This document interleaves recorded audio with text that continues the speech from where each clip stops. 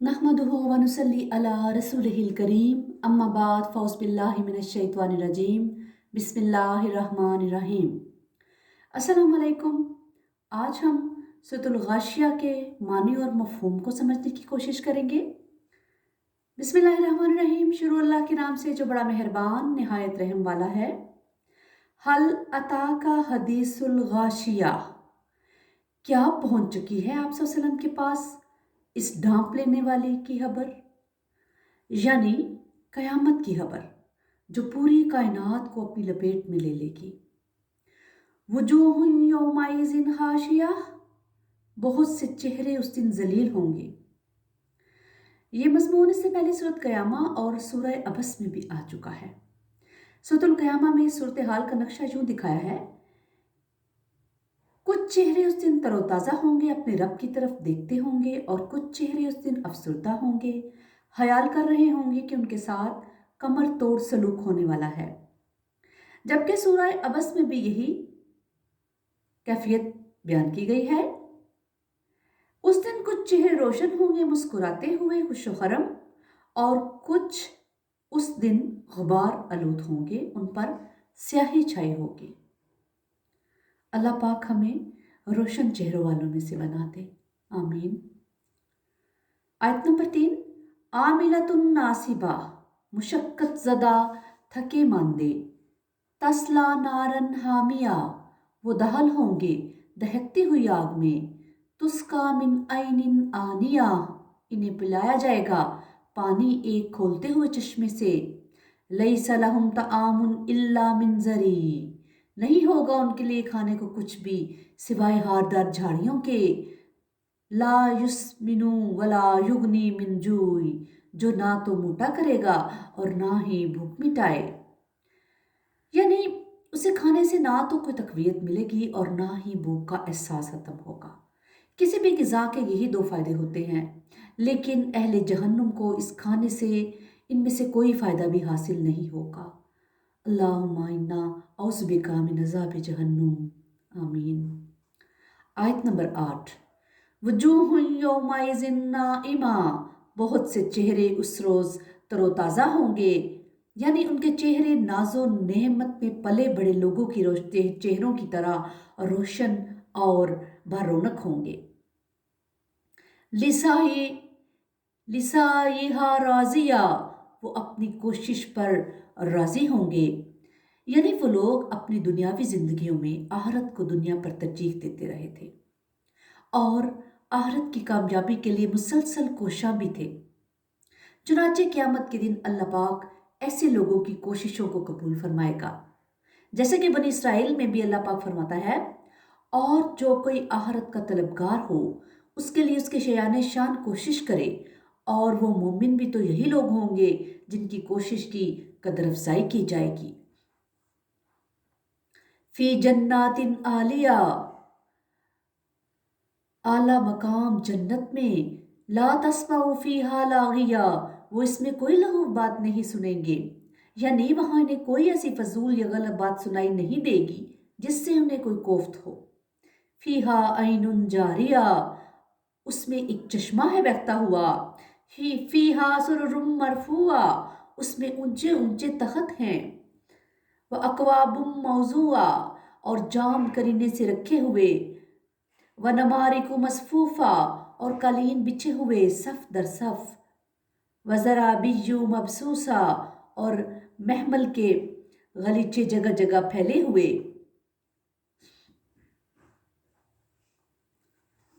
यानी अल्लाह पाक ये सब चीज़ें उन लोगों के लिए हैं जो दुनिया में इसको हासिल करने की कोशिश करेंगे। अल्लाह पाक हमें इन लोगों में शामिल फरमा ले। अफला यंजुरूना इलल इबिली कैफा हुलिकत, तो क्या ये लोग देखते नहीं ऊँटों को कि उन्हें कैसे बनाया गया, यानी क्या ये लोग अपने इर्द गिर्द फैली हुई अल्लाह की निशानियों पर गौर नहीं करते? और नहीं तो ये उनकी तहलीक को ही देख लेते कि इस जानवर के जिस्म की रेगिस्तान के माहौल के साथ किस कदर हमआहंगी है। रेगिस्तान की गर्मी में ये कई कई दिन खाए पिए बगैर चलता रहता है। इसके पांव ऐसे बनाए गए हैं कि रेत में नहीं दनसते। وَإِلَى السَّمَاءِ كَيْفَ رُفِعَتْ، اور آسمان کو کہ کیسے بلند کیا گیا۔ یہ ماہرین فلکیات کے لیے صلاح عام ہے کہ وہ اس میدان میں تحقیق کر کے ستاروں اور کہکشاؤں کی دنیا کے اسرار و رموز معلوم کریں۔ وَإِلَى الْجِبَالِ كَيْفَ نُصِبَتْ، اور پہاڑوں کو کہ کیسے گاڑ دیے گئے ہیں۔ وَإِلَى الْأَرْضِ كَيْفَ سُطِحَتْ، اور زمین کی طرف کہ کیسے بچھا دی گئی ہے۔ ان آیات میں اللہ تعالیٰ کی آفاقی نشانیوں میں سے چند نشانیوں کا ذکر ہے۔ یہ مضمون قرآن پاک میں بار بار آیا ہے، لیکن ان آیات میں خصوصی طور پر قرآن مجید کے مخاطبین نے اولین سے مخاطب ہے۔ نزول قرآن کے زمانے میں سرزمین حجاز کے باشندوں کا زیادہ تر وقت صحرائی مسافتوں میں گزرتا تھا۔ چنانچہ ایسے سفروں کے دوران جس ماحول سے ان لوگوں کا دن رات واسطہ پڑتا رہتا تھا، ان آیات میں اسی ماحول کی چار چیزوں کو گنوا کر انہیں غور و فکر کی دعوت دی گئی ہے۔ یعنی ایک وہ اونٹ جو ان کے صحرائی سفر کی واحد سواری تھی، اوپر آسمان، نیچے زمین اور اطراف و جانب میں پہاڑی سلسلے۔ یہ تھا وہ ماحول جس میں عام طور پر ان لوگوں کے شب و روز گزرتے تھے۔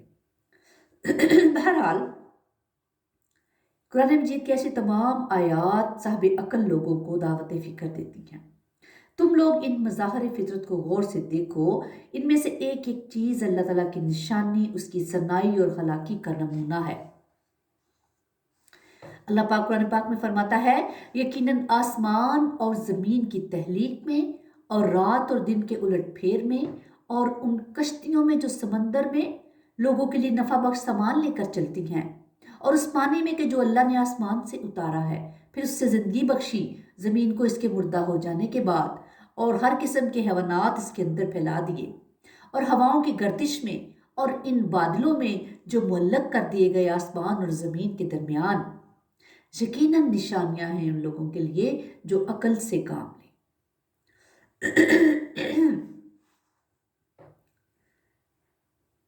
ظاہر ہے کہ ہم ایسی مثالوں کی تفصیل کے متحمل نہیں ہو سکتے۔ اس حوالے سے انسان کے سمجھنے کی اصل بات یہ ہے کہ وہ اللہ تعالیٰ کی تخلیقات کو محض حیوانی آنکھ سے نہیں بلکہ عقل اور شعور کی نظر سے دیکھے۔ علامہ اقبال نے اس حوالے سے زبور عجم میں ایک پتے کی بات کہی ہے کہ دم چیز پیام است شنیدی نشنیدی، درہا کے تو یک جلوہ عام است ندیدی، دیدن دگر آموز شنیدن دگر آموز، کہ اے غافل انسان، تمہارا ہر سانس اللہ تعالیٰ کا پیغام ہے، کیا تم نے اس پیغام کو کبھی سنا؟ نہیں سنا، اور تمہاری اس ہاک کے اندر ایک جلوہ ربانی بھی پوشیدہ ہے، یعنی نورانی روح ہے، لیکن تم نے اس جلوے کو کبھی دیکھنے کی زحمت ہی گوارا نہیں کی۔ چنانچہ تمہیں چاہیے کہ تم اس کائنات کی چیزوں کو حیوانی آنکھوں سے دیکھنا اور حیوانی کانوں سے سننا چھوڑ دو، اور انسانوں کی طرح کا دیکھنا اور سننا سیکھو۔ تم اشرف المخلوقات ہو، تمہیں اللہ تعالیٰ نے عقل و شعور سمیت بہت سی اعلیٰ صلاحیتوں سے نواز رکھا ہے۔ ان صلاحیتوں کو استعمال میں لاؤ، مظاہر فطرت اور دوسری چیزوں کو دیکھو اور ان پر غور کرو۔ سورۃ بقرہ آیت نمبر 29 میں اللہ پاک فرماتا ہے، خلق لکم ما فی الارض جمیعا، یہ زمین پر جو کچھ ہے سب اللہ نے تمہارے لیے پیدا کیا ہے۔ ان چیزوں پر تحقیق کرو، نئے نئے قوانین فطرت کو تلاش کرو، انہیں کام میں لاؤ، تمہیں زمین پر اللہ تعالیٰ کی خلافت عطا ہوئی ہے۔ اس حیثیت سے خود زمین، اس پر موجود تمام چیزیں، یہ ہوائیں، فضائیں، سیارے، ستارے، کہکشائیں، سب تمہارے لیے مسخر ہے۔ یاد رکھو، اگر تم عقل و شعور سے کام لوگے تو ان پر حکومت کرو گے، لیکن اگر ہم تہمات میں پڑ جائیں گے تو ان چیزوں کے غلام بن جائیں گے۔ فذکر انما انت مذکر، تو اے نبی صلی اللہ علیہ وآلہ وسلم آپ یاد دہانی کراتے رہیے، آپ تو بس یاد دہانی کرانے والے ہیں۔ لست علیہم بمسیطر، آپ ان پر کوئی دروغہ نہیں ہے، یعنی آپ کی ذمہ داری صرف تذکیر اور نصیحت تک ہے، کسی کو زبردستی راہ ہدایت پر لانا آپ کا کام نہیں ہے۔ الا من تولی وکفر، مگر جس نے منہ موڑا اور کفر کیا، فیعذبہ اللہ العذاب الاکبر، تو اس کو اللہ عذاب دے گا، سب سے بڑا عذاب۔ اللہم انا اعوذ بک من عذاب جہنم۔ बिला शुबा अल्लाह के रसूल सल्लल्लाहु अलैहि वसल्लम ने अल्लाह ताला का कलाम और पैगाम अपनी बेदाग और मिसाली सीरत की गवाही के साथ उम्मत तक इस तरीके से पहुंचा दिया है कि हक को समझने के बारे में कहीं कोई शक और मुबहमपन नहीं रहा। अब उसके बाद भी जो शख्स हक से मुंह मोड़ेगा तो वो गया हक को हक समझते हुए उसे ठुकराएगा, और इससे यही बात साबित होगी कि उसके अंदर भलाई और खैर की कोई रमक मौजूद ही नहीं। चुनाचे ऐसा हर शख्स अल्लाह ताला की तरफ से शदीद तरीन अजाब का मुस्तहिक है। अल्लाह पाक हमें अपने अजाब से बचाए और हक के रास्ते पर कायम रखे। इन्ना इलैना इयाबहुम, ए नबी सल्लल्लाहु अलैहि वसल्लम, इन सबको हमारी ही तरफ लौट कर आना है। सुम्मा इन्ना अलैना हिसाबहुम, सुम्मा इन्ना अलैना हिसाबहुम, फिर उनका हिसाब हमारे ज़िम्मे है। अल्लाहुम्मा हसिबना हिसाबन यसीरा। आप सल्लम तज़कीर और याद दहानी के हवाले से अपना फ़र्ज़ अदा करते जाइए। उनकी जवाबदही और हिसाब का जो मामला है वो आप अल्लाह पर छोड़ दें। ये वही अंदाज और उसलूब है जो इस ग्रुप की सूरतों में इससे पहले भी आ चुका है। इसी तरह से अल्लाह पाक सूरह मुज़म्मिल में फरमाता है, आप मुझे और उन जुटलाने वालों को छोड़ दें जो बड़ी नेमतों से नवाजे गए हैं, और अभी आप सल्लम उन्हें कुछ मोहलत दें। इसी तरह सूरत तारक की आखिरी आयत में भी इसका मफहूम इसी तरीके से आया है। यहाँ अल्लाह पाक ने फरमाया कि उन सब को लौट कर हमारी ही तरफ आना है, फिर उनका हिसाब हमारे ज़िम्मे है।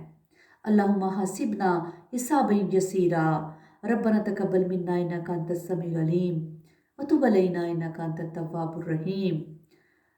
आमीन। सुब्हान रब्बिका रब्बिल इज्जति अम्मा यसिफून व सलामुन अलल मुरसलीन वल्हम्दुलिल्लाहि रब्बिल आलमीन।